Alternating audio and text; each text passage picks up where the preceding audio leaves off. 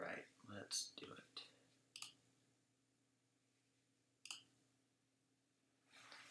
Okay, awesome. Positive uses of technology by Kate Genta.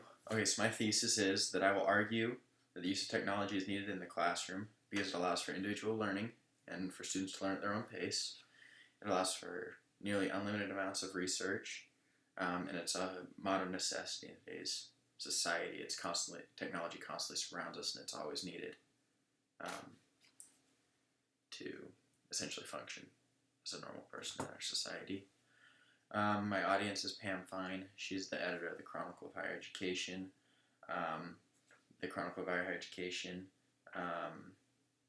deals a lot with our education system,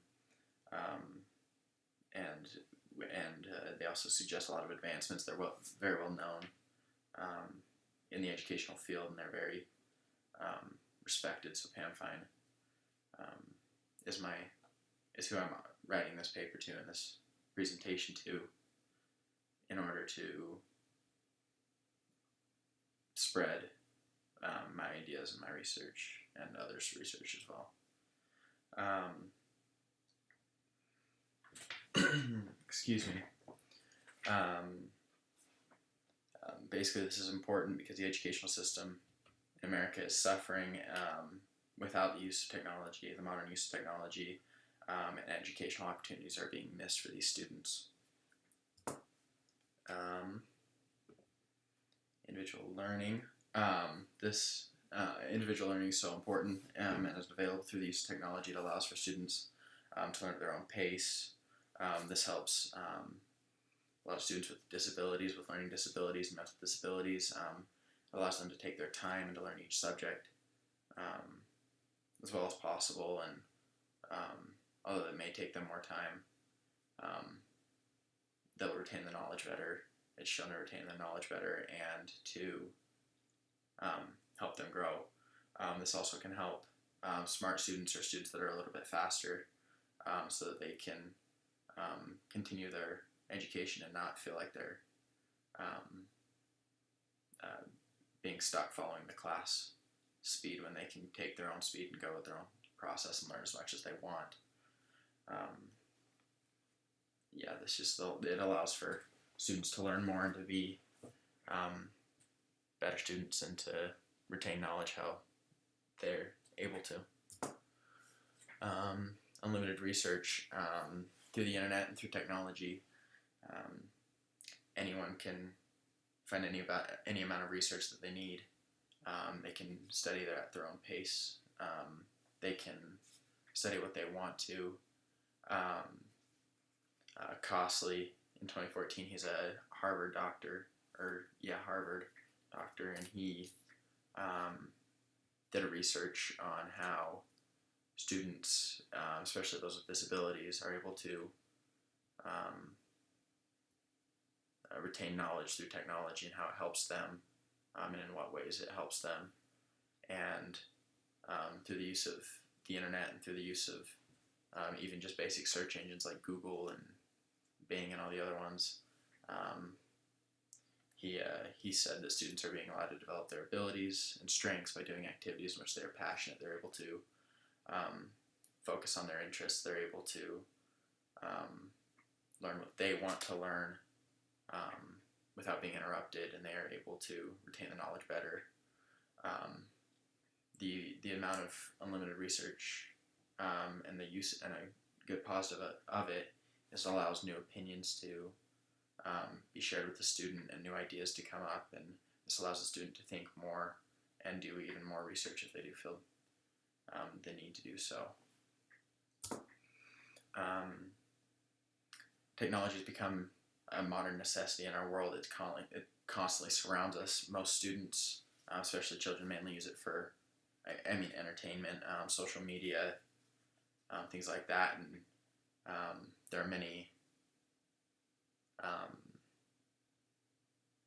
programs and educational apps and things like Kahoot, quizzes, Lucidchart, Nearpod, Canvas, and Flipgrid, which allow for the student to take this entertainment that they've been so used to, and turned into a way to learn, and a way to grow, while still being entertained and still paying attention and being focused. Richtel was a teacher in a high school in Kentucky. He was asked about these kinds of programs and how they help, and this is what he said. He said that I think seeing actual classroom scenarios related to their questions makes learning come alive for my students better than if I gave my own opinion or told a story. He also went on to say that it gives more of a hands-on experience. It gives feedback to the student, and they can grow off of that and change off of that and learn off of the feedback and the hands-on experiences that they're able to get.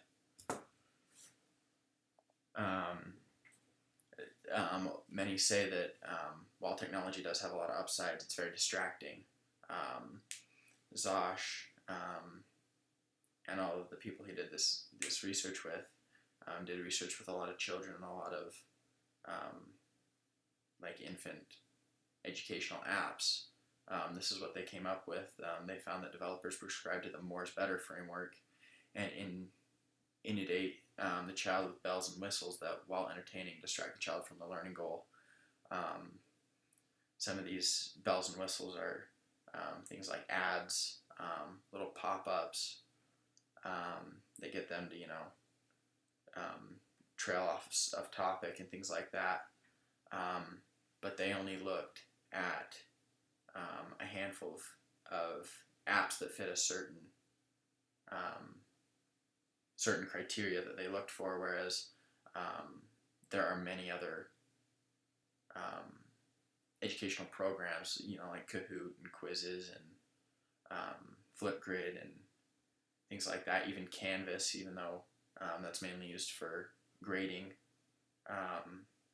it can still be used as a resource to share research and other sources of education by the teacher or by student to student. Let's see. Yeah, some of these things, science and math simulations, as long as like Kahoot, other programs, apps, educational apps and programs, they allow the student to learn important concepts, like McCoy found. He was a researcher that actually just recently came out and published his findings on how educational apps and research affect students.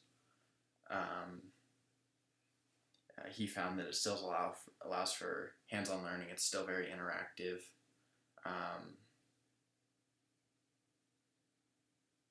And he found that these virtual labs, these simulations, are found to work in all age groups and in most situations where technology is fully available to the student, or even partially available to the student to learn from. Then references. These are my references for my sources, and then for my counter-argument and my rebuttal. And that's it. Thank you.